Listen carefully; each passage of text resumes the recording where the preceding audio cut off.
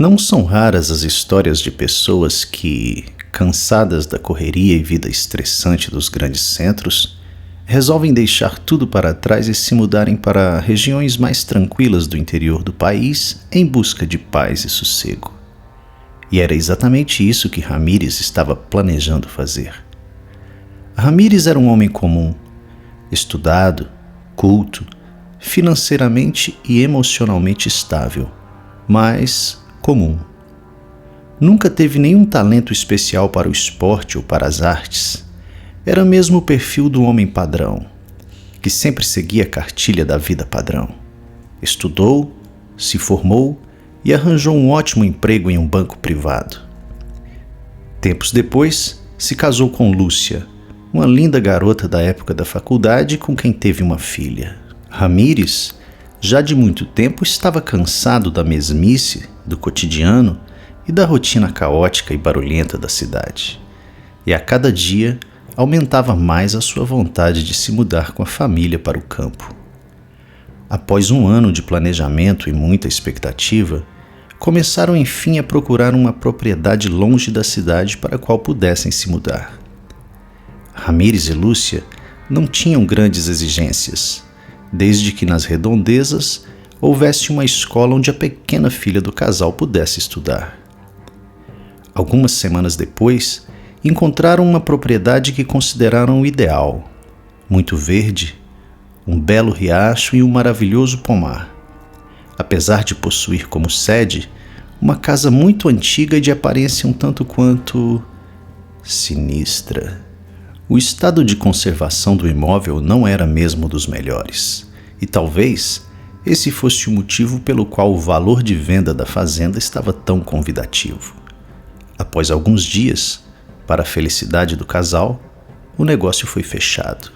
Moradores da região sempre contavam histórias de espíritos das trevas que habitavam as casas antigas e que, por vezes, entravam no corpo de algum animal com o propósito de fazer o mal, prejudicar ou simplesmente afugentar as pessoas.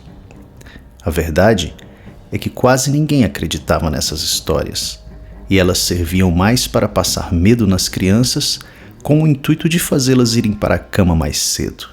Ramírez e sua família passaram a viver muito bem e felizes a partir daquele momento. Ar puro, água cristalina e frutas de todo tipo. Lúcia e Ramírez viviam a se perguntar por que alguém sairia daquele lugar. Por que alguém abandonaria uma vida ali para se mudar para uma grande cidade? Eles estavam realmente felizes com aquela nova vida, sem trânsito, sem poluição e sem barulho. Ramírez se apaixonava cada vez mais pelas coisas do campo, pelas aves, pelos bichos e principalmente pelo cultivo de árvores de espécies frutíferas. Passava longas horas no pomar, cuidando com todo carinho das laranjeiras, parreiras, limoeiros e outras espécies. A paz reinava naquele lugar, até que um dia a família recebeu a visita inusitada de um macaco de porte médio. O bicho devia ter por volta de 5 quilos, a pelagem do corpo era marrom escuro e as patas de um preto vivo brilhante. A surpresa foi geral, principalmente para a pequena Júlia, que ficou encantada com a presença do animal. O macaco se demonstrou muito dócil e carinhoso, e em pouco tempo conquistou a confiança da família. Ramírez não se importava com a presença do bicho, mas algo lhe dizia que havia alguma coisa estranha no seu jeito de olhar, embora não conseguisse dizer o que era. Ramírez tinha conhecimento das histórias e lendas que os mais antigos moradores da região contavam. Talvez por isso, nutria uma certa desconfiança pelo animal. Enquanto Ramírez se dedicava ao pomar e à limpeza das áreas próximas à casa, Lúcia passava boa parte do tempo cuidando da filha e dos afazeres domésticos. Certo dia, quando Lúcia estava preparando uma receita de bolinhos de chuva, o macaco apareceu subitamente, entrou enlouquecido pela janela da cozinha da velha casa e, de forma ágil e premeditada, bateu a pata no cabo da frigideira, atirando o óleo fervente em todo o corpo de Lúcia, inclusive nos olhos. Lúcia, desesperada e sem conseguir enxergar, saiu correndo sem direção pela casa aos gritos. Ao passar pelo corredor central do casarão, tropeçou em uma das tábuas do assoalho, bateu com a cabeça na quina de um dos portais de madeira maciça num impacto violento e caiu no chão sem vida. A garotinha Júlia, que estava dormindo em seu quarto, ao ver sua mãe caída no chão, imediatamente foi correndo até o pomar para avisar seu pai o que havia ocorrido. Ao chegar no local, Ramírez se deparou com uma cena devastadora. Muito sangue no chão, um forte cheiro de carne queimada e um rosto desfigurado. Ramírez tentou desesperadamente reanimar a esposa, mas não havia mais nada que pudesse ser feito. Seu corpo já não demonstrava nenhum sinal vital. Estava morta, morta para todo sempre. A partir daquele dia, Ramírez se tornou um homem depressivo. Chorava dias e dias com saudade de sua amada e passou a fazer uso indiscriminado de álcool. Não conseguia entender como Lúcia sofrera tal acidente, tendo em vista o quanto era cuidadosa na cozinha.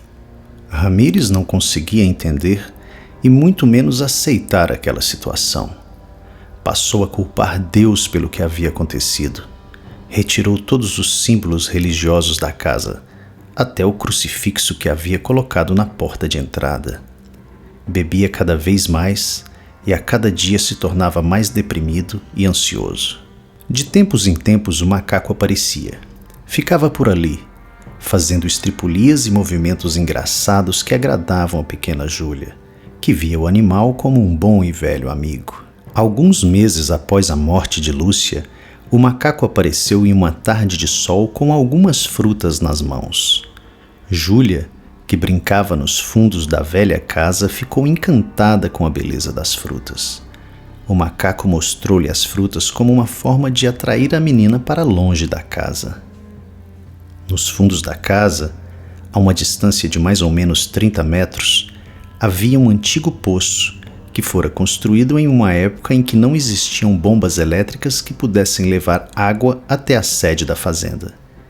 E como o riacho passava ainda um pouco mais distante, a melhor alternativa à época foi a construção do poço, que agora encontrava-se desativado.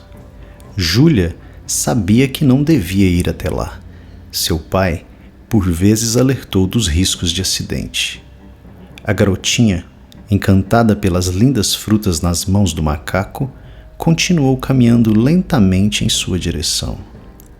O bicho se afastava pouco a pouco, chamando com gestos engraçados a menina em direção ao poço. Júlia, mais uma vez, se lembrou de seu pai e das recomendações para que ela jamais se aproximasse do antigo poço, mas os avisos foram em vão. Estava cada vez mais hipnotizada pelas deliciosas frutas nas mãos do seu amigo selvagem. Quando chegaram ao local, o macaco colocou as frutas na borda do poço e, sem pensar, Júlia se aproximou para apanhá-las. Estava em uma espécie de transe. De repente, num surto de gritos estridentes e fazendo caretas demoníacas, o macaco começou a correr em volta da garota, que se assustou e escorregou para dentro do poço em um fatídico voo para a morte. Ramírez, depois de muito procurar, encontrou no fundo do poço o corpo da menina já sem vida.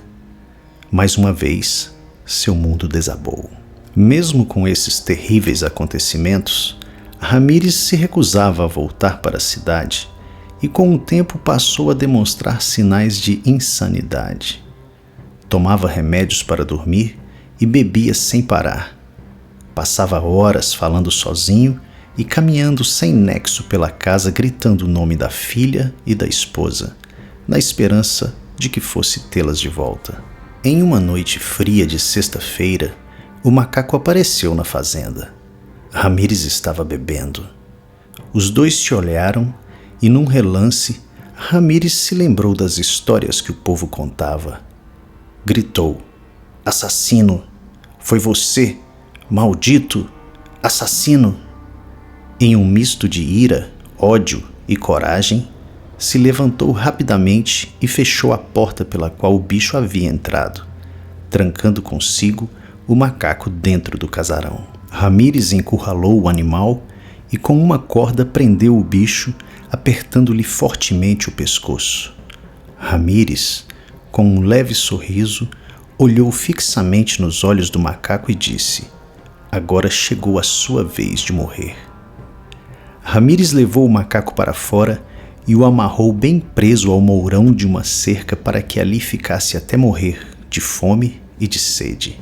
O homem voltou para casa, bebeu mais uma garrafa de vinho e alguns comprimidos para dormir, o que o levou a um estado de sono tão profundo que nada poderia fazê-lo acordar.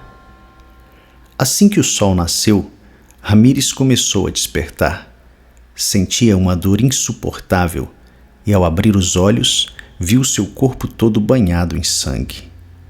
O desespero tomou conta de sua alma. Tentou ficar de pé, mas naquele momento suas pernas não foram capazes de sustentar o peso do seu próprio corpo. Ramírez, então, rolou da cama para o chão e se arrastou com dificuldade até o banheiro, deixando um rastro de sangue pelo chão da antiga casa. Sentia uma fraqueza inexplicável, uma espécie de fraqueza daquelas que precedem a morte. Com muita dificuldade, se agarrou à pia do banheiro e quando, enfim, conseguiu se olhar no espelho, viu que lhe faltava uma das orelhas e metade do nariz. Deu um grito de horror que poderia ser ouvido a quilômetros. Lá fora, uma corda balançava sozinha e suavemente presa ao mourão de madeira. Ramírez, por milagre ou sorte, sobreviveu, e hoje a propriedade está à venda, por um preço bem convidativo.